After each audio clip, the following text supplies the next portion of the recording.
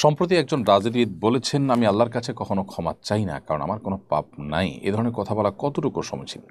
খুবই গর্হিত কাজ এবং জঘন্য কথা এটি।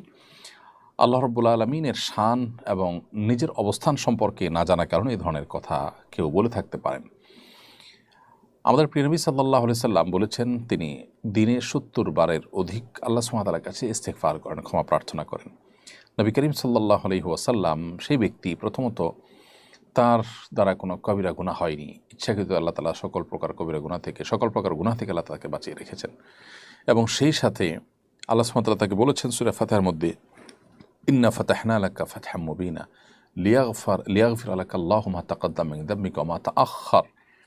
আপনার পূর্বের এবং পরের, অর্থাৎ পরবর্তী জীবনে, যেটা আপনার আশির নবী সাল্লাল্লাহু আলাইহি ওয়াসাল্লামের জীবদ্দশা বলেছেন আল্লাহ তাআলা, যে আপনার ইতিপূর্বে যে জীবনটা পার করেছেন, সামনে যে জীবনটা আপনার অবশিষ্ট আছে, এই উভয়